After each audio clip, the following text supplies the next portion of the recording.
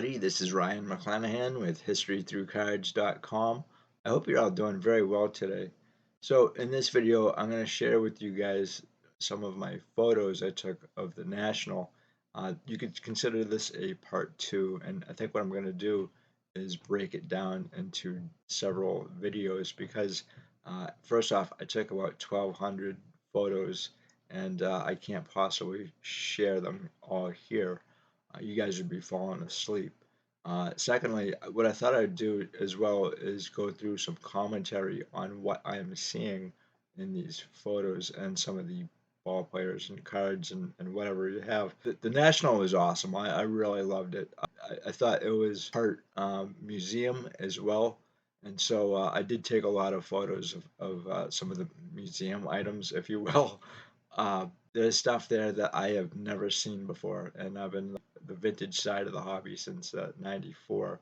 You know, even prior to that, I think I was 5 or so when I first started collecting cards.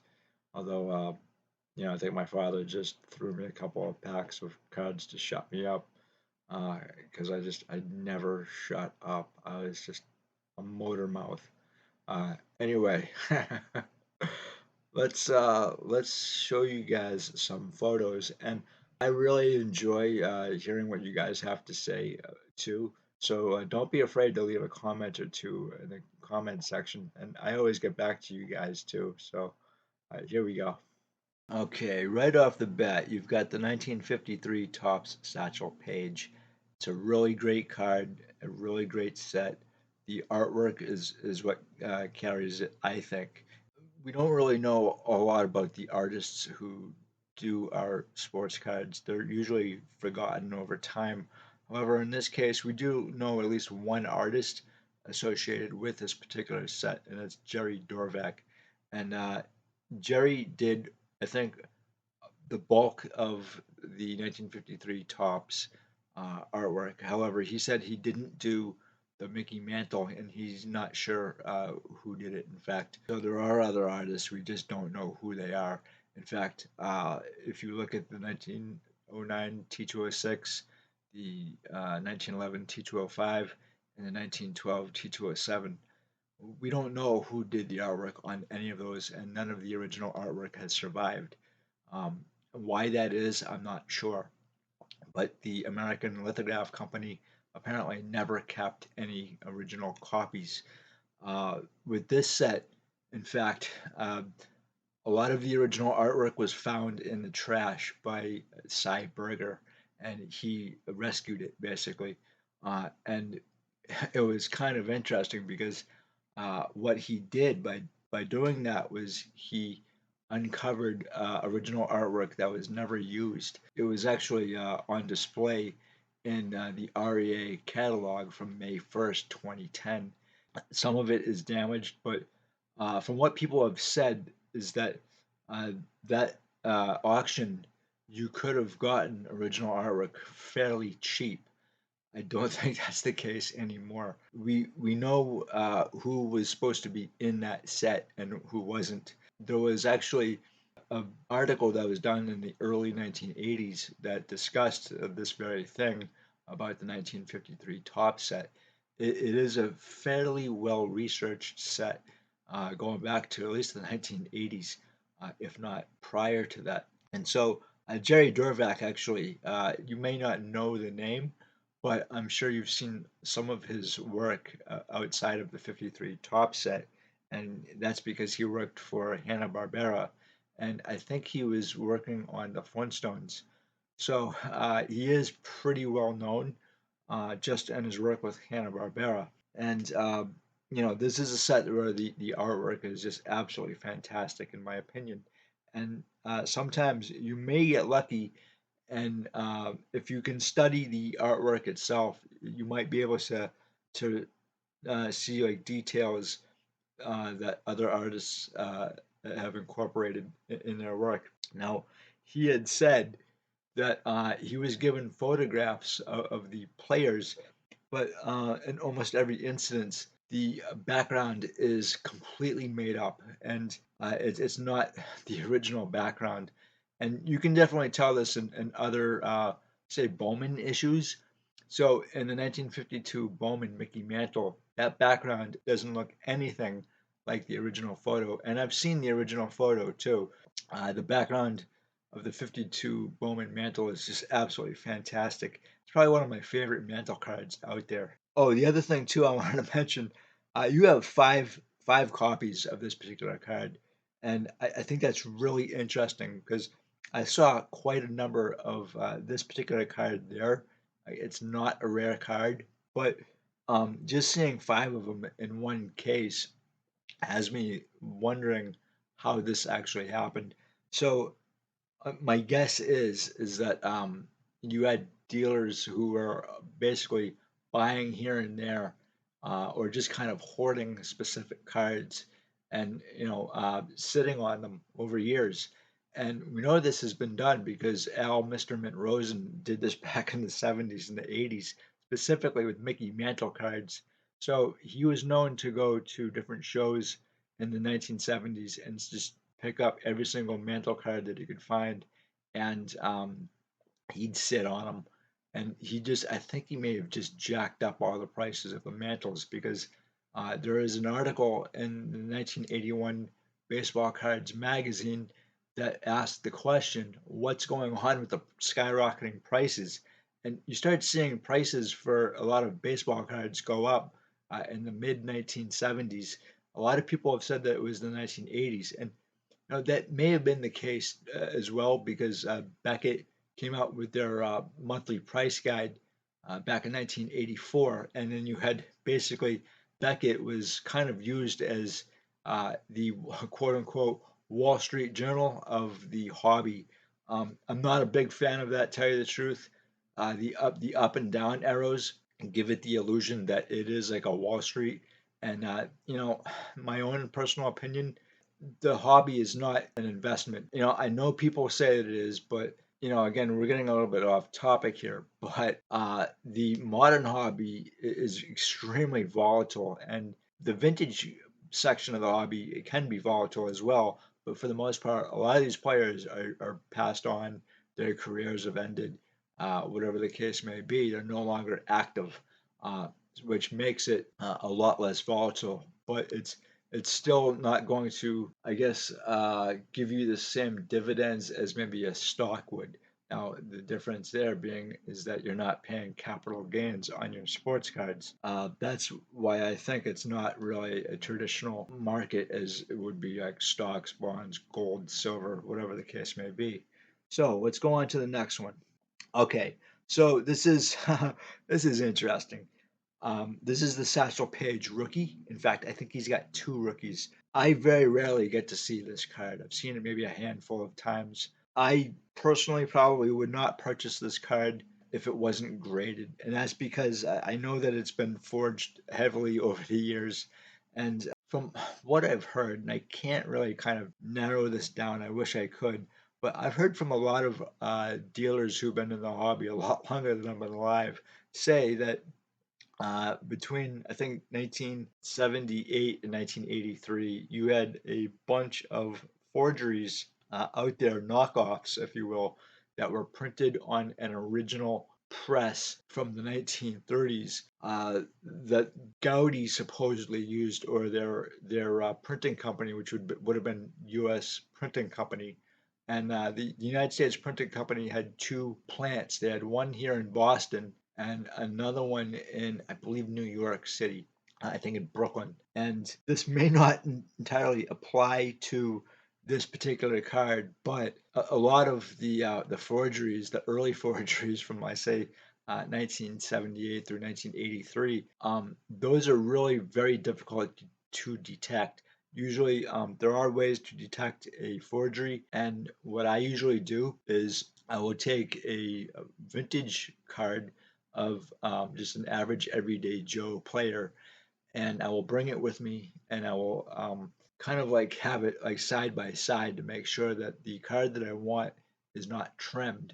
And so I'm looking at it from that aspect, and then I know this may sound kind of strange, but I will also smell the card, and it will give off at least one of four different scents, if you will. and that's gonna tell me if it's a forgery or if it's an original.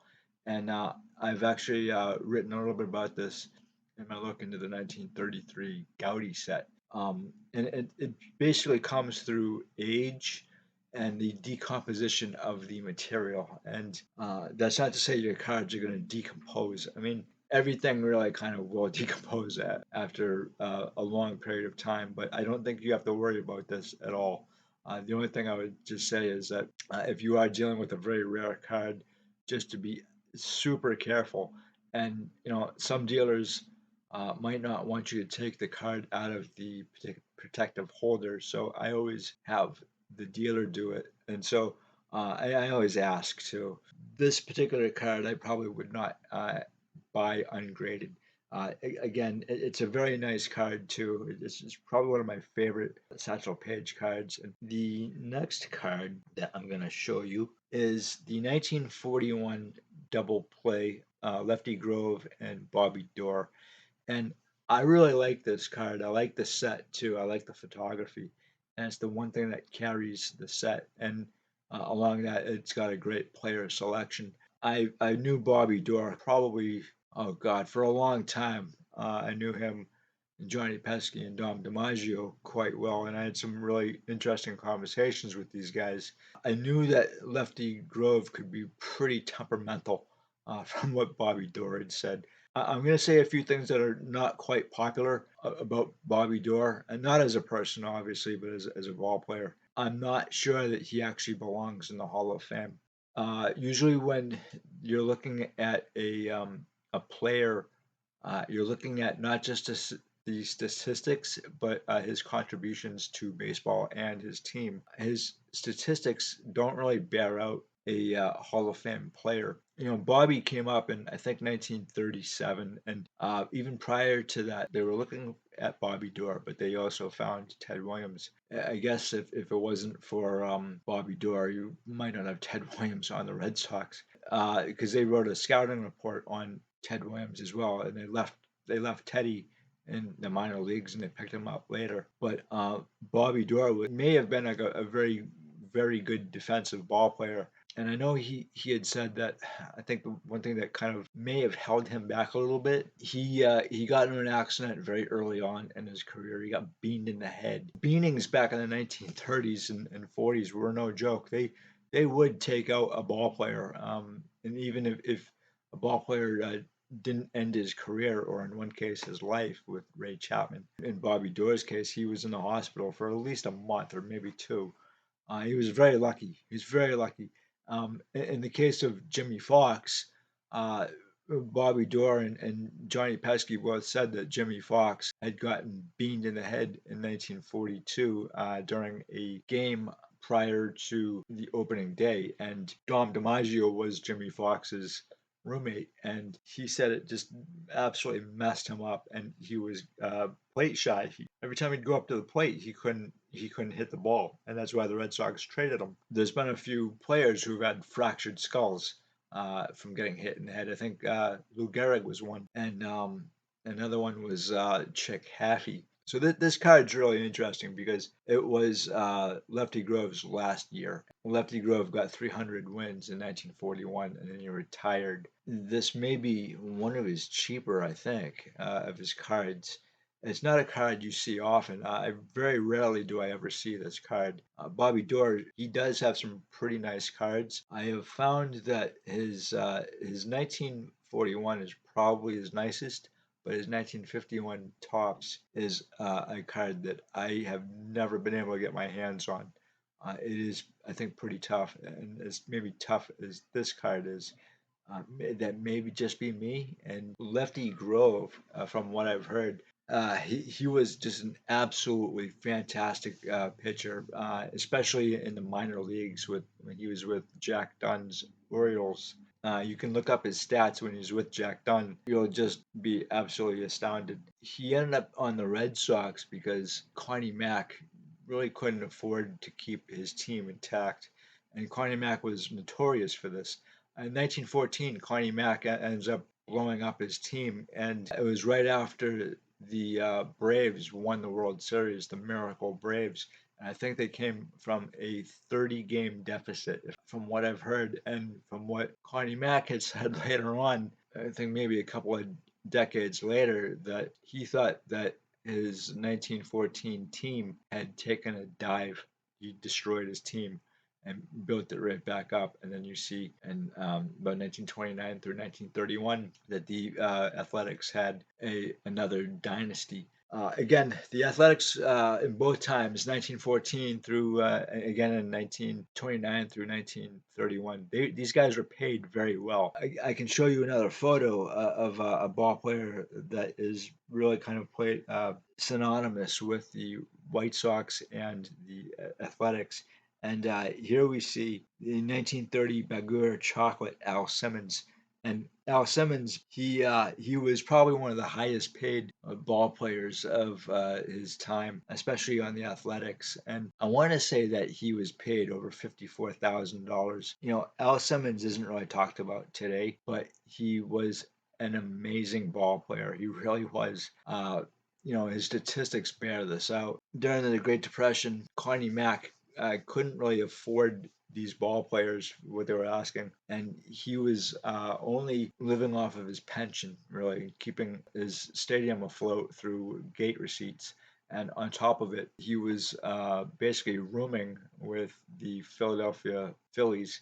And what happened with the Phillies back in 1938 was that the Baker Bowl, their home stadium, was condemned by Philadelphia City, and they couldn't play there anymore. And from what ball players and fans were saying was that every time that Chuck Klein would hit a home run off the rafters, you'd have just rust rain down on the fans. And in one case, you had bleachers kind of just crumble, and a lot of people end up getting injured. One person died. The person that died actually died of a heart attack. It caused such a scene, and I think that was in like the 1927 or 28 or so. But the stadium was never taken care of, and the Phillies had a lot of problems back in the 1940s as well. At one point, the Phillies were actually taken over by the National League because they were insolvent. They were always on the skids from, I'd say, 1932 through 1943. So getting back to Al Simmons, he's probably one of the greatest hitters of the American League in the 1930s, and he also robbed Lou Gehrig of his fifth home run in one game. And I wrote about that in my article in the 1933 D Long set, and you can read all about that. That was amazing. This is a very small card. I've owned a few of these cards. In fact, I'm not a particular fan, but they are a Cuban issue. I don't really see these quite often as I did before. So this is really cool. This is the 1970 Topps Joe Namath, and this is a really neat card. I do collect Joe Namath cards. I don't actually have this one in my collection, but I think if you're going to collect Joe Namath, he's not particularly expensive. This shows you right here, you could probably walk away with this card for maybe 35 bucks. Or maybe even 30, depending on if the dealer is feeling charitable. My favorite Joe Namath card is his 1967 Topps. Uh, and I actually probably would prefer his 67 Topps Milton Bradley, which is a little bit more difficult and a little more of a storied background card. But Joe Namath is such a popular figure that I think you would do very well to own at least something of his in your collection. With that said, I was reading an article not too long ago where he ended up suing Topps in about, I think, 1974 because he said that the company used his name and his likeness without his permission during his career. And so he took them to court. Now, I don't know what happened of the case. 1974 was really kind of an interesting year for Topps anyway, because they were also taken to court by Fleer. And that one didn't end until about 1980. And then again through the 1980s, you see Topps, Donruss, and Fleer all go to court against each other, and it was just in and out, and it's just amazing stuff. I actually wrote a little bit about that in my look in the 1981 hobby year, if you will. This is a really nice card, and it shows you too that you don't have to pay a lot for a great player. And Joe Namath, I think he only won one Super Bowl but there's a lot of players who don't win any Super Bowls or don't even make it. You know, even with the World Series, you could go through your entire career and not make it to any championship. All right, so this is really interesting too. This is Nat Sweetwater Clifton, and this is actually a really good price, 125. And I'm not sure why I didn't pick up this card because Nat Clifton is a Hall of Famer. He got in. He was born in 1922 and he passed away in 1990. But from everything that I was reading, he was also in the Negro Leagues as well. And at some point, he signed a contract to play for the Chicago American Giants. Now, I haven't really been able to track that down and to see if it's actually legit. I think it is, but there's no statistics that I'm aware of that show him with the Negro Leagues, and he also played with the Harlem Globetrotters as well. The timing is a little off, I think, whether or not he also played baseball. He could have, we just don't know. At least I haven't seen any statistics. He was in World War II from 1942 to 1945, and he was over in Europe. And then when he came back, he signed a contract to play in the NBA in 1950. He ended his career in 1961. I guess he was coaxed out of retirement, but he did play in the NBA as maybe the first real star black ball player. You do have three other ball players, black ball players, who signed contracts in 1950, becoming the first. And I think Woody Salisbury was one of them, and he's also in this set as well. Unfortunately, I think Woody played like a minor role in the NBA, and he was not very happy during his career or even after it. With Nat Clifton here, from what I've heard, he was a great ball player, really kind of a showman from what everybody has said, and he was great to his fans as well. You know, this is an excellent card. The drawbacks of the 1957 Topps basketball are really kind of a laundry list. I have noticed uh, just by collecting these cards that you're going to find a lot of them that are off center from top to bottom. And I think a lot of them, the tops are completely missing. The other thing, too, is obviously everybody knows that the centering on these particular cards are really off. So if you can find a well centered copy, even if it's kind of got rounded quarters, that's better than nothing, I guess. The other thing too, I've noticed with this particular set is that there's a lot of snow involved, and what that is I think the ink did not adhere to the stock as it should have. You also see this quite often in the baseball series in 1957 as well, and I think the let's try this one again.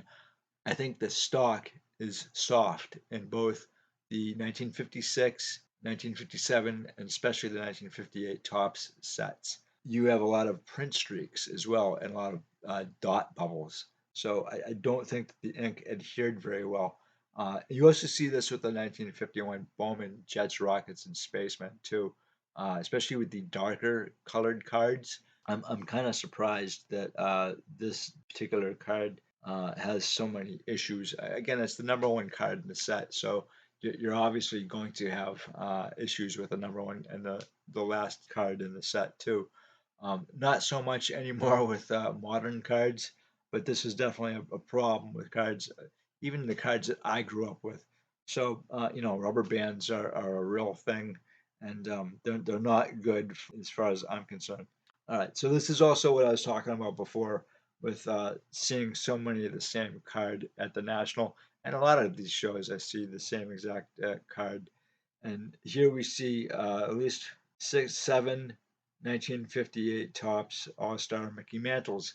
Now, the great thing about this card is it's triple print, meaning that it's not going to cost the collector a lot of money for such a high valued player like Mickey Mantle. The All Star cards are some of my favorites. I saw a lot of them there, and the interesting thing that I noticed was that I had been looking for a lot of All Star cards on eBay, and I found them to be a lot cheaper at the National. I picked up the Mickey Mantle here years ago for about $22 in a collector grade. I think it's in like excellent plus condition, if not higher. Mickey Mantle is a ball player that I don't think is ever going to lose value, and it's you have certain players like that who are kind of a lock for a good investment if that's what you're looking for. Some Mantle cards are actually probably going to be a lot cheaper than others.